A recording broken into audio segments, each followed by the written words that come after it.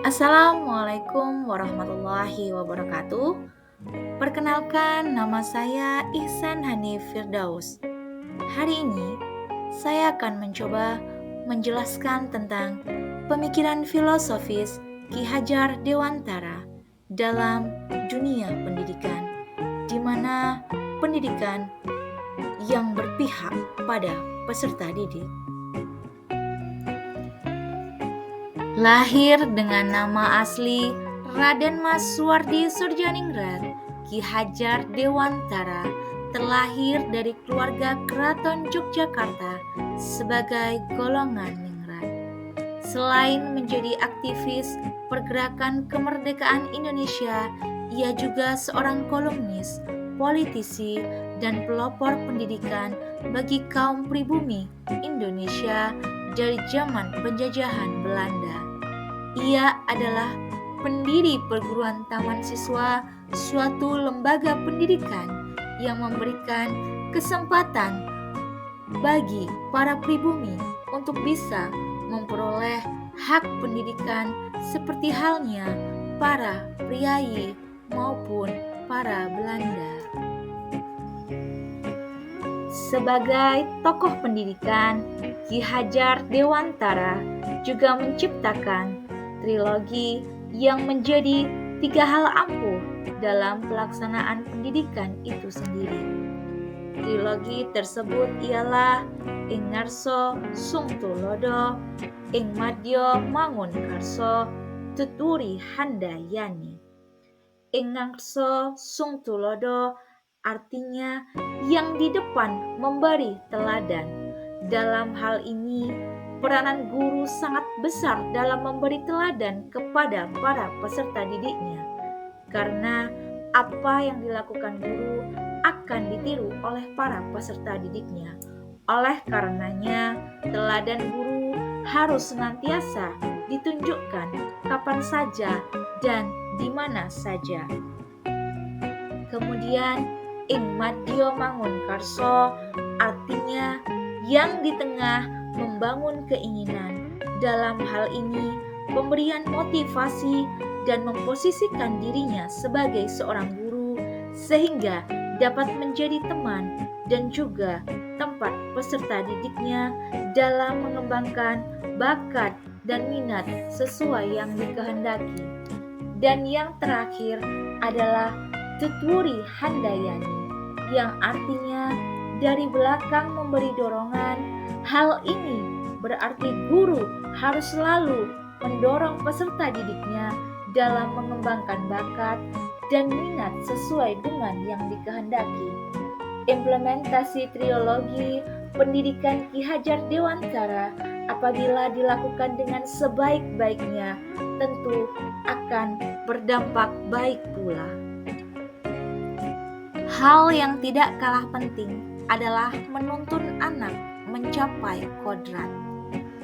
Tujuan pendidikan yaitu menuntun segala kodrat yang ada pada anak-anak agar mereka dapat mencapai keselamatan dan kebahagiaan yang setinggi-tingginya, baik sebagai manusia maupun sebagai anggota masyarakat. Kodrat anak sebagaimana yang dimaksud dalam pemikiran Ki Hajar Dewantara dapat diartikan sebagai potensi diri yang dimiliki oleh seorang anak seperti potensi berpikir, potensi emosi, dan potensi fisik. Hal yang tidak kalah penting lainnya adalah kodrat alam dan kodrat zaman. Kodrat alam berkaitan dengan sifat dan bentuk lingkungan di mana anak berada. Dan yang kedua adalah kodrat zaman. Kodrat zaman berkaitan dengan isi dan irama. Kodrat alam merupakan lingkungan di mana anak berada. Dalam proses pembelajaran, pendidik harus memperhatikan lingkungan di mana tempat tinggal anak dan menyesuaikan adat dan budaya lokal. Sedangkan kodrat zaman, pendidikan menekankan kemampuan anak sesuai dengan perkembangan zaman. Pendidikan juga harus mampu menyesuaikan diri dengan perkembangan ilmu pengetahuan dan teknologi, sehingga dapat menuntun murid sesuai dengan kodrat zaman. Untuk pendidikan saat ini, pendidik harus menekankan pada kemampuan anak untuk memiliki keterampilan abad ke-21. Budi pekerti. Menurut Ki Hajar Dewantara, budi pekerti atau watak atau karakter merupakan perpaduan antara gerak pikiran, perasaan, dan kehendak atau kemauan sehingga menimbulkan tenaga. Budi pekerti juga dapat diartikan sebagai paduan antara cipta, karsa, sehingga menciptakan karya. Budi pekerti akan melatih anak untuk memiliki kesadaran diri yang utuh untuk menjadi dirinya atau kemerdekaan diri dan kemerdekaan orang lain. Dan hal yang tidak kalah penting dan yang merupakan fokus utama adalah pendidikan yang berpihak pada murid. Pendidikan yang berpihak pada murid merupakan pendidikan yang menitik beratkan peserta didik sebagai prioritas utama yang harus dilayani. Proses pendidikan harus berpusat pada peserta didik dengan memberikan kemerdekaan kepada mereka untuk tumbuh dan berkembang. Untuk itu, guru dan orang tua harus terlibat dengan memperhatikan dan dukungannya terhadap minat, bakat, dan kemampuan masing-masing peserta didiknya. Ada 3 karakteristik pendidikan yang berpihak pada murid. Yang pertama adalah manusia merdeka. Manusia merdeka merupakan manusia yang hidupnya tidak bergantung pada orang lain, baik secara lahir maupun batin. Akan tetapi bersandar atas kekuatannya sendiri. Dalam proses pembelajaran di kelas, anak harus belajar dengan bebas tanpa adanya suatu tekanan, tanpa takut disalahkan, bebas mengutarakan pendapat, serta bebas mengembangkan kreativitas. Yang kedua adalah mengembangkan bakat dan minat siswa.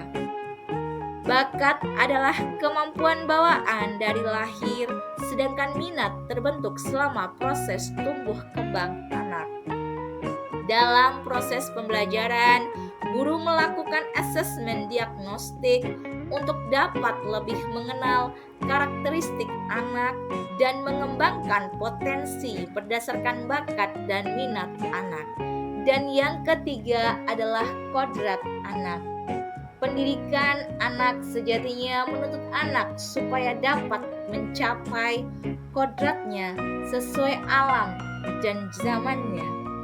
Oleh karena itu, agar para peserta didik mampu bersaing di era revolusi industri keempat, seorang pendidik dituntut untuk dapat memaksimalkan kemampuan anak, keterampilan seperti berpikir kritis, kreatif, kolaboratif, dan komunikatif. Itulah tadi penjelasan singkat saya tentang pemikiran filosofis Ki Hajar Dewantara dalam dunia pendidikan, di mana pendidikan berpihak pada peserta didik. Sebagai closing statement, saya sampaikan, jadilah guru yang selalu dirindukan oleh para peserta didiknya. Saya Ihsan Hani Firdaus, saya akhiri, wabillahi taufik walhidayah. Assalamualaikum warahmatullahi wabarakatuh.